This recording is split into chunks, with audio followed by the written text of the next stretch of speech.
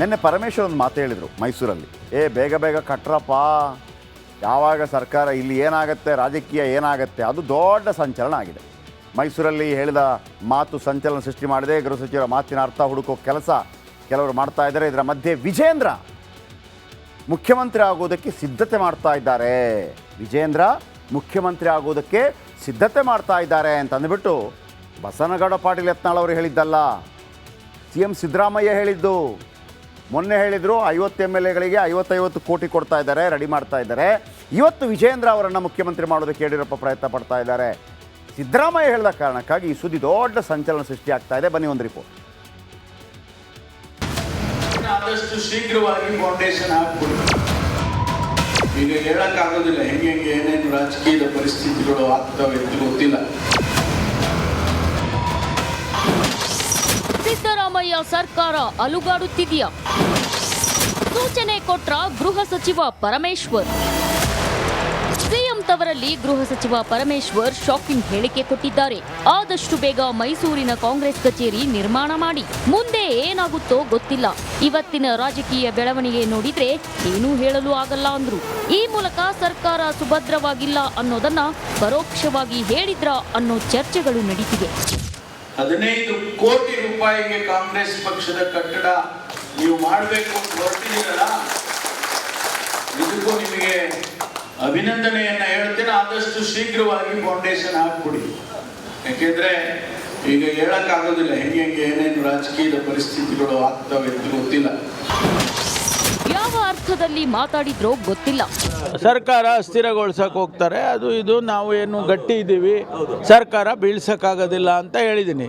ಅಲ್ಲ, ಬೇಗ ಬಿಲ್ಡಿಂಗ್ ಬರಲಿ ಅಂತ ಹೇಳಿದ್ದು, ಇನ್ನೂ ಚೆನ್ನಾಗಾಗಲಿ, ಮತ್ತೆ ಇನ್ನೂ ಪಕ್ಷ ವಾಪಸ್ಸು ಬರಲಿ. ಕಾಂಗ್ರೆಸ್ ಇದೆಲ್ಲ ಬೇರೆ ಬೇರೆ ಪಾರ್ಟಿ ಸ್ಪ್ಲಿಟ್ ಆದಾಗ ಬೇರೆ ಬೇರೆ ವರ್ಷಕ್ಕೆಲ್ಲ ಹೊರಟೋಗಿತ್ತು. ಈ ವರ್ಷ 100 ಮಾಡಬೇಕು ಅಂತ ತೀರ್ಮಾನ ಮಾಡಿದ್ರು. ಗಾಂಧೀಜಿಯವರು ಕಾಂಗ್ರೆಸ್ ನಾಯಕತ್ವ ವಹಿಸಿ 100 ವರ್ಷ ಆಯಿತು. 100 ಕಚೇರಿ ಒಂದೇ ವರ್ಷ ಪ್ರಾರಂಭ ಮಾಡಬೇಕು ಅಂತೇಳಿ ತೀರ್ಮಾನ ಮಾಡಿದ್ರು. ಆ ದೃಷ್ಟಿಯಿಂದ ಅವ್ರಿಗೆ ನಾವು ಜವಾಬ್ದಾರಿಯನ್ನು ವಹಿಸಿದ್ದು. ಅವ್ರಿಗೆಲ್ಲ ತಿಳುವಳಿಕೆ ಹೇಳಿದ್ದಾರೆ ಅಷ್ಟೇ. ವಿಜಯೇಂದ್ರ ಸಿಎಂ ಮಾಡಲು ಷಡ್ಯಂತ್ರ. ಯಡಿಯೂರಪ್ಪನ ಮಗ ವಿಜಯೇಂದ್ರ ಅವ್ರು ಮುಖ್ಯಮಂತ್ರಿ ಮಾಡಕ್ಕೆ ಹೊರಟಿದ್ದಾರೆ. ಯಡಿಯೂರಪ್ಪ ಅಧ್ಯಕ್ಷರು ಮಾಡಿಬಿಟ್ಟು ಅವ ಹೇಳ್ತಾನೆ, ಯಡಿಯೂರಪ್ಪನ ಮಗ ಅವ್ರಿಗೆ ವಾಟ್ ಮಾರಲ್ ರೈಟ್ ಈ ಹ್ಯಾಸ್, ನೀವು ತೋರಿಸಲೇಬಾರ್ದು, ಅವ್ರಿಗೆ ಅವ್ರ ಸ್ಟೇಟ್ಮೆಂಟ್ನೂ ಹಾಕಬಾರ್ದು. ಪರಮೇಶ್ವರ್ ನೀಡಿರೋ ಹೇಳಿಕೆ ಕಾಂಗ್ರೆಸ್ ಪಾಳೆಯದಲ್ಲಿ ಸಂಚಲನ ಸೃಷ್ಟಿಸಿರೋದಂತೂ ಸತ್ಯ.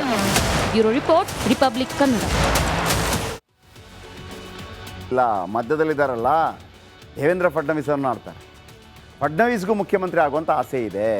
ಅತಿ ಹೆಚ್ಚು ಸೀಟ್ ಬಂದರೂ DCM ಆಗಿದ್ದರು ಫಡ್ನವೀಸ್. 104 ಬಂದರೂ ಕೂಡ DCM ಆಗಿದ್ದರು. ಯಾಕಂದರೆ ಪಕ್ಷ ಬರೋಬ್ಬರಿ 5 ಬಾರಿ DCM ಆಗೇ ಇದ್ದಾರೆ ಅಜಿತ್ ಪವಾರ್. ಅವ್ರು 20 ವರ್ಷ ಇದು DCM ಪಾಪ. ಅವ್ರಿಗೊಮ್ಮೆ ಮುಖ್ಯಮಂತ್ರಿ ಆಗಬೇಕು ಅಂತ ಕನಸಿದೆ. ಈ ನಡುವೆ ಇವರನ್ನೆಲ್ಲ ಕಾಂಗ್ರೆಸ್ನ ಎಲ್ಲ ಅಂದರೆ ಅಗಾಡಿಯ ಎಲ್ಲ MLAಗಳು, ಬಹುತೇಕ MLAಗಳು ಬೆಂಗಳೂರು ಕರ್ನಾಟಕದ ರೆಸಾರ್ಟ್ಗೆ ಬರ್ತಾರಂತೆ DK ಶಿವಕುಮಾರ್ ಅವರ ಆತಿಥ್ಯದಲ್ಲಿ ಅನ್ನುವಂಥ ಮಾತುಗಳು ಕೇಳಿ ಬರ್ತಾ ಇದೆ. ಓಕೆ, ಸಮೀಕ್ಷೆಯಲ್ಲಿ ವಿಚಾರ ತಿಳಿಯುತ್ತಿದ್ದಂತೆ ಕಾಂಗ್ರೆಸ್ ಅಲರ್ಟ್ ಆಗಿದೆ. ಗೆಲುವು ಸಾಧಿಸಿದ ಶಾಸಕರನ್ನ ಕರ್ನಾಟಕಕ್ಕೆ ಕಳುಹಿಸಲು ಮುಂದಾಗಿದೆ. News desk, republic Kannada. ಆರೋಗ್ಯದ ಬಗ್ಗೆ ಕೋರ್ಟ್ಗೆ ಮಾಹಿತಿ ಕೊಡಬೇಕಲ್ವಾ, ಅದನ್ನು ಮಾಹಿತಿ ಕೊಟ್ಟಿದ್ದಾರೆ. ಏನಾಗುತ್ತೆ ಗೊತ್ತಿಲ್ಲ, ನೋಡೋಣ. ಆವಾಗ ಕೊಟ್ಟು ಬಿಡ್ಬೇಕು.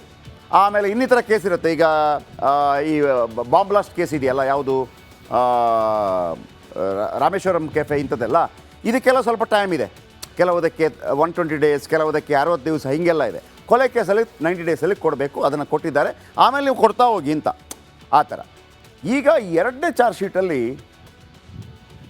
ದರ್ಶನ್ ಸಿಕ್ಕಿ ಬೀಳ್ತಾರಾ ಅನ್ನುವಂಥ ದೊಡ್ಡ ಅನುಮಾನ ಕಾಡ್ತಾ ಇದೆ. ಯಾಕಂದರೆ 2ನೇ ಚಾರ್ಜ್ ಶೀಟ್ ಸಲ್ಲಿಸೋದಕ್ಕೆ ಪೊಲೀಸರು ಎಲ್ಲ ಸಿದ್ಧತೆ ಮಾಡ್ತಾರೆ. ಚಾರ್ಜ್ ಶೀಟ್ ಕೋರ್ಟ್ಗೆ ಸಲ್ಲಿಸಬೇಕು. 1000ಕ್ಕೂ ಅಧಿಕ ಪುಟಗಳ ವರದಿ ಸಲ್ಲಿಸಲು ತಯಾರಿ ಆಗ್ತಾ ಇದೆಯಂತೆ. ಕೊಲೆ ಕೇಸ್ಗೆ ಸಂಬಂಧಪಟ್ಟ ಈ ಹಿಂದೆ ಒಂದು 9000 ಪುಟಗಳಿತ್ತಲ್ಲ, ಅದಕ್ಕಿಂತ ಹೆಚ್ಚಾಗಿ 20ಕ್ಕೂ ಹೆಚ್ಚು ಸಾಕ್ಷಿಗಳು ಈ ಚಾರ್ಜ್ ಶೀಟಲ್ಲಿ ಇದೆಯಂತೆ. ರೇಣುಕಾಸ್ವಾಮಿ ಹತ್ಯೆ ಕುರಿತ FSL ವರದಿಗಳಿವೆ ಅಂತೆ. ರಿಟ್ರೀವ್ ಮಾಡಿರೋ ಫೋಟೋಗಳನ್ನು ಸಲ್ಲಿಸಲು ಸಿದ್ಧತೆ. ಎಲ್ಲಿಂದ ರಿಟ್ರೀವ್ ಮಾಡಿದ್ರು ನೋಡಿ, ಮತ್ತೊಮ್ಮೆ ಹೇಳ್ತೀನಿ, ಇನ್ನೂ ಕೂಡ ದರ್ಶನ್ ಮೊಬೈಲ್ ರಿಟ್ರೀವ್ ಆಗಿಲ್ಲ ವೀಕ್ಷಕರೇ. ದರ್ಶನ್ ಮೊಬೈಲ್ ರಿಟ್ರೀವ್ ಆಗಿಲ್ಲ. ಐಫೋನು, ಮಾಡೋಕ್ಕೆ ಕಷ್ಟ, ಆದರೆ ಮಾಡದೇ ಇರೋಕ್ಕಾಗಲ್ಲ, ಮಾಡ್ತಾರೆ. It will take time. Okay.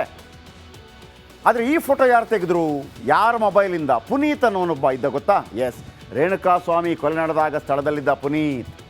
ಇವರಿಗೆಲ್ಲ ಒಂದು ಹುಚ್ಚಿದೆ, ಫೋಟೋ ತೆಗೆದು ಬಿಡೋದು. ಯಾವ ಟೈಮು ಏನಾಗುತ್ತೆ ಗೊತ್ತಿರೋದಿಲ್ಲ, ಇಷ್ಟು ಮಾರಣಾಂತಿಕ ಆಗುತ್ತೆ ಅಂತ ಗೊತ್ತಿರ್ಲಿಕ್ಕೆ ಸಾಧ್ಯ ಇಲ್ಲ. ಬಾಸ್ ಇದ್ದಾರೆ, ಎಲ್ಲ ಸಂಭಾಳಿಸ್ತಾರೆ ಅಂತ ಅಂದ್ಕೊಂಡಿರ್ಬೋದು. ಇನ್ನು ಪ್ರತ್ಯಕ್ಷದರ್ಶಿ ಪುನೀತ್ ಮೊಬೈಲ್ನಿಂದ ಆ ಫೋಟೋ ರಿಟ್ರೀವ್ ಆಗಿದೆಯಂತೆ. ಅಲ್ಲಿ ಪಟ್ಟಣಗೆರೆ ಶೆಡ್ನಲ್ಲಿ ತನ್ನ ಗ್ಯಾಂಗ್ ಜೊತೆ ನಿಂತು ಒಂದು ಫೋಟೋ ತೆಗೆಸ್ಕೊಂಡಿದ್ದಾರಂತೆ ದರ್ಶನ್. ರೇಣುಕಾಸ್ವಾಮಿ ಶವದ ಬಳಿ ದರ್ಶನ್ ನಿಂತಿರುವ ಫೋಟೋ ಇದೆಯಂತೆ. ಆಮೇಲೆ ಇನ್ನೊಬ್ಬ ಇದ್ನಲ್ಲ ಓತಿಕ್ಯಾತ ಪವನ್ ಮೊಬೈಲ್ನಿಂದಲೂ 2 ಫೋಟೋ ರಿಟ್ರೀವ್ ಆಗಿದೆಯಂತೆ. ಆಮೇಲೆ ಅವನೇನು ಮಾಡ್ತಾನೆ, ಬಂಧನದ ಭಯದಿಂದ ಫೋಟೋ ಡಿಲೀಟ್ ಮಾಡಿರ್ತಾನೆ.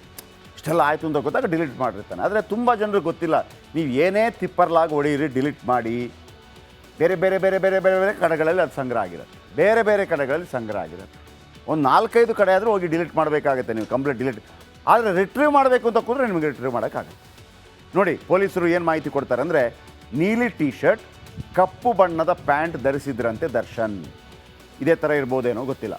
ಶವದ ಜೊತೆ ಫೋಟೋ ತೆಗೆದುಕೊಂಡು ಸಿಕ್ಕಿಬಿತ್ತ ಡಿ ಗ್ಯಾಂಗ್, ಅಥವಾ ನಮಗೊಂದಿರಲಿ ಅನ್ನೋ ಏನೋ ಗೊತ್ತಿಲ್ಲಪ್ಪ. ಒಮ್ಮೊಮ್ಮೆ ಬುದ್ಧಿ ಕೈ ಕೊಟ್ಬಿಡುತ್ತೆ, ಏನು ಮಾಡ್ತೀವಿ ಅಂತ ಗೊತ್ತಿರೋದು. ನನಗೆ ಯಾಕಪ್ಪ ಇಂಥ ಬುದ್ಧಿ ಬಂದು ಅಂತ ಆಮೇಲೆ ಅನೇಕರು ಥಿಂಕ್ ಮಾಡಿರ್ತಾರೆ, ಇದು ಬೇಕಿತ್ತು ನನಗೆ ಅಂತೇಳಿ. ಬೇಡ, ಈ ಥರ ಆಗಿದೆ. ಇದು ಲೇಟೆಸ್ಟ್ ಸುದ್ದಿ. ಓಕೆ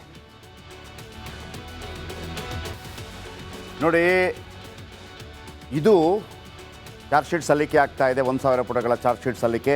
20ಕ್ಕೂ ಹೆಚ್ಚು ಸಾಕ್ಷಿಗಳು ಎಕ್ಸ್ಟ್ರಾ ಕೊಡ್ತಾ ಇದ್ದಾರೆ. ನಾವು ಅವತ್ತೇ ಹೇಳಿದ್ವಿ, ಇದು ಮೊದಲನೇ ಇದೇನಲ್ಲ, 2-3 ಇನ್ನೂ ಕೊಡ್ಬೋದು ಬೇಕಿದ್ರೆ, ಇಲ್ಲ ಅಂತಲ್ಲ.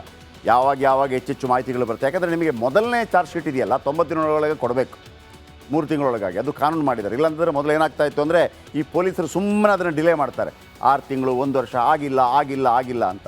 ಈ ಥರ ಕೆಲವರನ್ನ ಬಚಾವ್ ಮಾಡೋಂಥ ಚಾನ್ಸ್ ಇದೆ ಅಂತ ಅಂದ್ಬಿಟ್ಟು ಕೋರ್ಟ್ ಕೂಡ 90 ಡೇಸ್ ಒಳಗೆ ಕೊಟ್ಟುಬಿಡಬೇಕು ಅಂತ ನಿರ್ಧಾರ ಮಾಡಿಬಿಡ್ತು. ಹಾಗಾಗಿ 90 ಡೇಸ್ ಒಳಗೆ ಕೊಟ್ಟುಬಿಡ್ಬೇಕು, 90 ದಿನದೊಳಗೆ ಕೊಟ್ಟುಬಿಡ್ಬೇಕು. ಆಮೇಲೆ ಇನ್ನಿತರ ಕೇಸ್ ಇರುತ್ತೆ. ಈಗ ಈ ಬಾಂಬ್ ಬ್ಲಾಸ್ಟ್ ಕೇಸ್ ಇದೆಯಲ್ಲ, ಯಾವುದು ರಾಮೇಶ್ವರಂ ಕೆಫೆ, ಇಂಥದ್ದೆಲ್ಲ, ಇದಕ್ಕೆಲ್ಲ ಸ್ವಲ್ಪ ಟೈಮ್ ಇದೆ. ಕೆಲವುದಕ್ಕೆ 120 ಡೇಸ್, ಕೆಲವುದಕ್ಕೆ 60 ದಿವಸ, ಹೀಗೆಲ್ಲ ಇದೆ. ಕೊಲೆ ಕೇಸಲ್ಲಿ 90 ಡೇಸಲ್ಲಿ ಕೊಡಬೇಕು, ಅದನ್ನು ಕೊಟ್ಟಿದ್ದಾರೆ. ಆಮೇಲೆ ನೀವು ಕೊಡ್ತಾ ಹೋಗಿ ಅಂತ, ಆ ಥರ.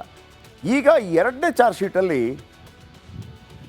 ದರ್ಶನ್ ಸಿಕ್ಕಿ ಬೀಳ್ತಾರಾ ಅನ್ನುವಂಥ ದೊಡ್ಡ ಅನುಮಾನ ಕಾಡ್ತಾ ಇದೆ. ಯಾಕಂದರೆ 2ನೇ ಚಾರ್ಜ್ ಶೀಟ್ ಸಲ್ಲಿಸೋದಕ್ಕೆ ಪೊಲೀಸರು ಎಲ್ಲ ಸಿದ್ಧತೆ ಮಾಡ್ತಾರೆ. ಚಾರ್ಜ್ ಶೀಟ್ ಕೋರ್ಟ್ಗೆ ಸಲ್ಲಿಸಬೇಕು.